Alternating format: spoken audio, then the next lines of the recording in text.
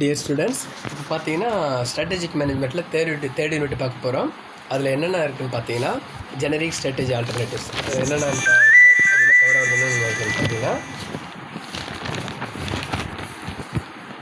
Generic strategy alternatives, horizontal, vertical, diversification, these are all comes under the unit 3 strategic மேனேஜ்மெண்ட்டில் unit 3. So first generic strategy ஆல்டர்னேட்டிவ்ஸ்னால் என்னன்றதை ஒரு overview பார்க்கலாம். The strategy identifies not only the company's goals such as revenue or profits but also how it plans to achieve them. So பார்த்தீங்கன்னா ஒரு generic strategy அப்படின்றது என்னென்னு பார்த்தீங்கன்னா இட் நாட் ஓன்லி இந்த கம்பெனிஸ் கோல்ஸ், ஒரு நிறுவனத்துடைய நோக்கம் கோல் செட் பண்ணி அதை அச்சீவ் பண்ணுறது மட்டும் இல்லை ஸ்ட்ராட்டஜிக்கோட alternative. So what they are going to do in future, how do they get the revenue from the company's investment, how to growth in the profit level. These are all the generic strategy alternatives னு சரி சொல்கிறாங்க. ஓகேங்களா? But also have it plans to achieve, பார்த்தீங்கன்னா இவங்க achieve பண்ணுறதுக்கான என்ன திட்டத்தை இவங்க வகுக்கிறாங்க அப்படின்றதெல்லாம் பற்றி சொல்கிறது தான் பார்த்தீங்கன்னா ஜெனரிக் ஸ்ட்ராட்டஜி ஆல்டர்னேட்டிவ்ஸ்னு சொல்கிறாங்க. ஓகேங்களா? அதில் பார்த்தீங்கன்னா பொதுவாகவே ஸ்ட்ராட்டஜி அப்படின்றது என்னென்னு பார்த்தீங்கன்னா ஒரு செயல்பாடு வந்து தந்திரமான முறையில் ரொட்டீனாக இருக்கிற ப்ராசஸை தாண்டி புதுசான ஒரு முறையை கையாளுறது தான் என்னென்னு பார்த்தீங்கன்னா ஸ்ட்ராட்டஜி அப்படின்னு சொல்கிறோம். ஸோ அந்த ஸ்ட்ராட்டஜியோடைய ஆல்டர்னேட்டிவ்ஸ்ன்றது என்னென்னு பார்த்தீங்கன்னா, ஸோ அது பார்த்திங்கன்னா ஒரு தந்திரமான செயல்பாடு செஞ்சுட்டு இருக்கிறப்ப ஸோ அது சேம் பிளானை டிபெண்ட் பண்ணி வேறு ஏதாவது செஞ்சாங்கன்னா, சேம் பிளானை ஃபாலோ பண்ணி வேறு ஏதாவது செஞ்சாங்கன்னா சொன்னால், ஸோ இருக்கக்கூடிய சோர்ஸஸில் அனதர் ஒன் திங் என்ன பண்ணுறோம், ஸோ வேறு ஒரு பிளான் எப்படி நம்ம எக்ஸிக்யூட் பண்ணுறோம், எப்படி நம்ம சக்ஸஸ் ஆகிறோம் அப்படின்றது பார்த்திங்கன்னா ஸோ ஸ்ட்ராட்டஜிக் பிளானுடைய ஆல்டர்னேட்டிவ் நம்ம சொல்கிறோம். ஓகேங்களா? ஸோ பார்த்தீங்கன்னா ஜெனரிக் ஸ்ட்ராட்டஜி ஆல்டர்னேட்டிவ்க்கு பார்த்தீங்கன்னா 4 ஜெனரிக் ஸ்ட்ராட்டஜி ஆல்டர்னேட்டிவ்ஸ் இருக்குது. அது என்னென்னு பார்த்தீங்கன்னா போர்ட்டர்ன்றவர் identified 3 broad strategies: cost leaderships, differentiation and focus, with focus subdivided into cost focus and differentiation focus. So the cost leaderல என்ன சொல்லிருக்காங்க அப்படின்னு பார்த்தீங்கன்னா,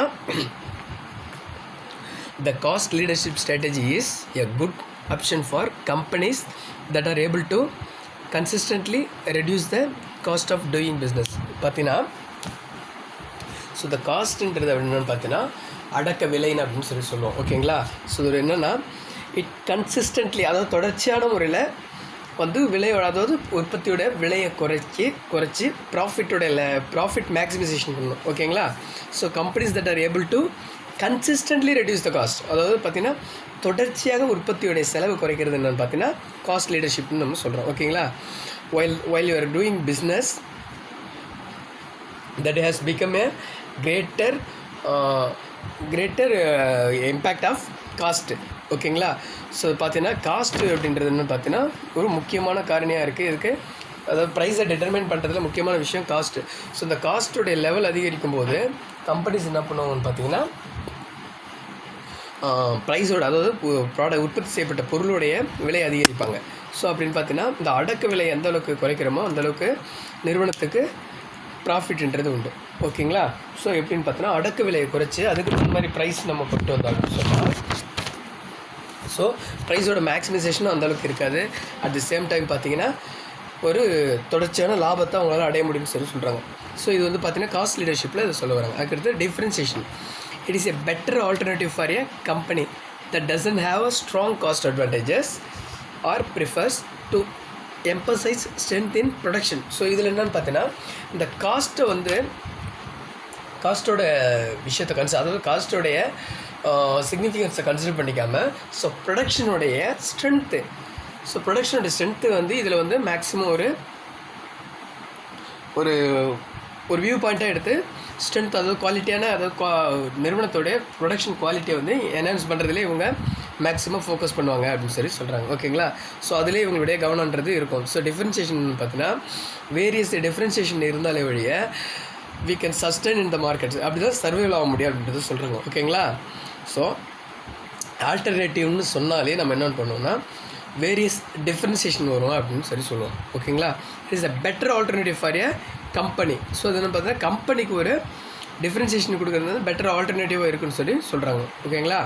it emphasise strength in production, அதாவது உற்பத்தியில் தான் இதோடைய எம்பசைஸ் இருக்குது, அதாவது இதோடைய விரிவாக்கம் இருக்க வழிய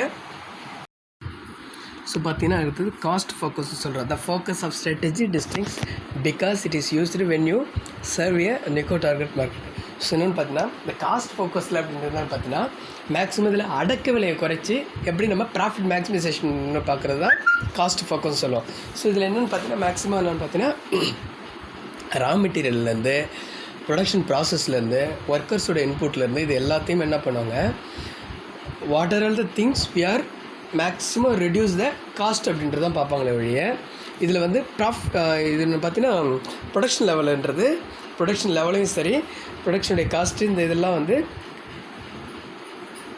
கம்பேர் பண்ணி தான் கொண்டு வருவாங்க. ஸோ இது என்னென்னா ஃபுல் ஃபோக்கஸ் என்ன பண்ணால் காஸ்ட்டை குறைக்க அடக்க விலையை நம்ம ஓரளவு கட்டுக்குள்ளே கொண்டு வந்துட்டாலே ப்ராஃபிட்ன்றது ஒரு கன்சிஸ்டன்ட்டியாக இருக்கும்னு நம்ம சொல்லலாம். ஓகேங்களா. அதுக்கடுத்து என்ன பார்த்தீங்கன்னா டிஃப்ரென்சியேஷன் ஃபோக்கஸ். ஸோ இந்த டிஃப்ரென்சியேஷன் ஃபோக்கஸ் என்னென்னா focus approach means you market A bigger better solution to A smaller market segment. இது என்னென்னு பார்த்தீங்கன்னா பெரிய சந்தைகளை விட அந்த மார்க்கெட் செக்மெண்டேஷன் சொல்லுவாங்க, மார்க்கெட்டை துறைப்படுத்துதல், அதாவது சார்புப்படுத்துதல்னு சொல்லுவாங்க. அப்படின்னான்னு கேட்டிங்கன்னா இதில் ஹை லெவல் ஆஃப் ப்ராடக்ட் வந்து மேக்ஸிமம் வந்து ஸ்ப்ரெட் பண்ணாமல் அந்த செக்மெண்டேஷன், அதாவது இந்த வகையான ப்ராடக்ட்லாம் இதுக்கான சந்தைப்படுத்துதலாம் அப்படின்றதெல்லாம் வந்து பார்த்திங்கன்னா வேரியஸ் டிஃப்ரென்சியேஷன் இருக்கும். அதில் ஃபோக்கஸ் செலுத்துறது என்னென்னு பார்த்தீங்கன்னா டிஃப்ரென்சியேஷன் ஃபோக்கஸ்னு சொல்லுவாங்க. ஸோ இப்போ என்னென்னு பார்த்தீங்கன்னா ஜெண்டர் ஆல்டர்னேட்டிவோட அப்படின்னு என்னென்னு பார்த்தோம். அதுக்கப்புறம் 4 ஜென்ரிக் ஸ்ட்ராட்டஜி ஆல்டர்னேட்டிவ் என்னென்னு பார்த்தோம். அதில் cost leadership, differentiation, cost focus, differentiation focus, these are all generic strategy ஆல்டர்னேட்டிவ்ஸ்னு சொல்கிறோம். ஸோ அதுக்கடுத்து என்னென்னு பார்த்தீங்கன்னா டைவர்சிஃபிகேஷன் சொல்லுவாங்க. ஓகேங்களா. டைவர்சிஃபிகேஷன்றது இதில் என்ன கொடுத்துருன்னு பார்க்குறோம். அதுக்கப்புறம் நான் உங்களுக்கு கிளியராக சொல்கிறேன். Diversification is the act of an existing entry launching out into a new business opportunity or just expanding its existing opportunities.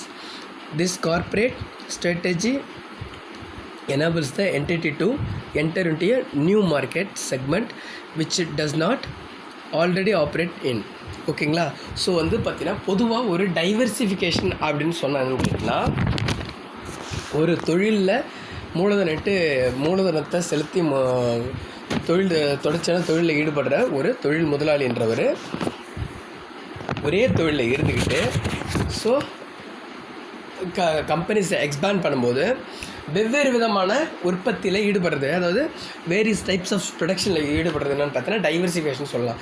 Like for example என்னென்னு சொன்னால் இப்போ இந்த டாட்டா அயர்ன் அண்ட் ஸ்டீல் இருக்குதுன்னு வச்சுங்களேன். ஸோ டாட்டா கார் கம்பெனி இருக்குது, tata salt இருக்குது. So பார்த்திங்கன்னா இந்த மாதிரி அவன் கார்லேயும் சரி டாட்டா ட்ரக் சர்வீஸ் இந்த மாதிரி அவன் என்னென்னா ஒரு ஓனர் என்ற ஒருத்தவர் தான் அவருடைய தொழில்களை பலதரப்பட்டத்தில் நிறுவுறது என்னென்னு கேட்டிங்கன்னா ஸோ அதுக்கெல்லாம் சிறந்த உதாரணம் என்னென்னு சொல்லலாம் Tata company group of companies சொல்லலாம். அப்புறம் வந்து ரிலையன்ஸ் இண்டஸ்ட்ரீஸ் சொல்லலாம். ஸோ இவங்கெல்லாம் என்னென்னு பார்த்தீங்கன்னா டைவர்சிஃபிகேஷன் ஆஃப் கம்பெனிஸ். ஓகேங்களா. அதாவது ஒருத்தவங்க ரிலையன்ஸ் பெட்ரோலியம் இருக்குன்னா அவங்க பெட்ரோலியத்தில் மட்டும் இல்லை, ஸோ இந்த வந்து ரிலையன்ஸ் சர்வீஸ் சென்டரு இந்த மாதிரினா பல்வேறு விதமான தொழிலில் ஈடுபடுறது என்னென்னு பார்த்தீங்கன்னா டைவர்சிஃபிகேஷன் ஆஃப் கம்பெனிஸ்ன்னு சொல்லலாம். ஓகேங்களா. ஒருத்தவர் ஒரே தொழிலில் ஈடுபடாமல் பல்வேறு விதமான தொழிலில் ஈடுபடுவாங்க. இது வந்து எக்ஸ்பேண்டிங் ஆக்டிவிட்டீஸாகவும் இருக்கலாம், க்ரோத்திங் ஆக்டிவிட்டீஸாகவும் இருக்கலாம். ஸோ இதெல்லாம் வந்து என்னென்னு கேட்டிங்கன்னா டைவர்சிஃபிகேஷன் சொல்கிறாங்க. ஓகேங்களா. இந்த டைவர்சிஃபிகேஷனே வந்து 2 மேஜர் கேட்டகரியாக சொல்கிறாங்க. அது என்னென்னு பார்த்தோன்னா ஹரிசாண்டல் டைவர்சிஃபிகேஷன் சொல்கிறாங்க. when a business grows by acquiring a similar company in their industry at the same point of the supply chain, அதாவது அந்த சேம் லெவலில் இருக்கிற உற்பத்தியோடைய சுழற்சியில் பார்த்தீங்கன்னா இது வந்து தொழிலை எக்ஸ்பேண்ட் பண்ணுறது என்னென்னு பார்த்தீங்கன்னா ஹரிசாண்டல் டைவர்சிஃபிகேஷன் சொல்கிறோம். அதாவது பிஸ்னஸ் க்ரோஸ் ஏ அக்யூரிங் சிமிலர் கம்பெனி, அதாவது தேவை ஏற்படுத்தக்கூடிய சிமிலர், அதாவது ஒற்றுமையுள்ள நிறுவனத்தை பெருக்கிறது என்னென்னு பார்த்தீங்கன்னா ஹரிசாண்டல் டைவர்சிஃபிகேஷன் சொல்கிறோம். அதுக்கடுத்து வெர்டிகல் டைவர்சிஃபிகேஷன் இதில் எப்படின்னா when a business expands by acquiring another company. So நம்ம அது இல்லாமல் இப்போ வேறு பல நிறுவனம் நம்மளுக்கு தேவைப்படுற ஒரு சுச்சுவேஷன் என்னென்னு பார்த்தீங்கன்னா அந்த மாதிரியான தொழில் மூலதனத்தில் ஈடுபடுறதுன்னு பார்த்தீங்கன்னா வெர்டிகல் லைன் டைவர்சிஃபிகேஷன் சொல்கிறோம். அது பார்த்தீங்கன்னா that operates before or after them in the supply chain. இந்த அடிப்படை சுழற்சியில் இந்த மாதிரி காணப்படுறதுன்னு சொல்கிறாங்க.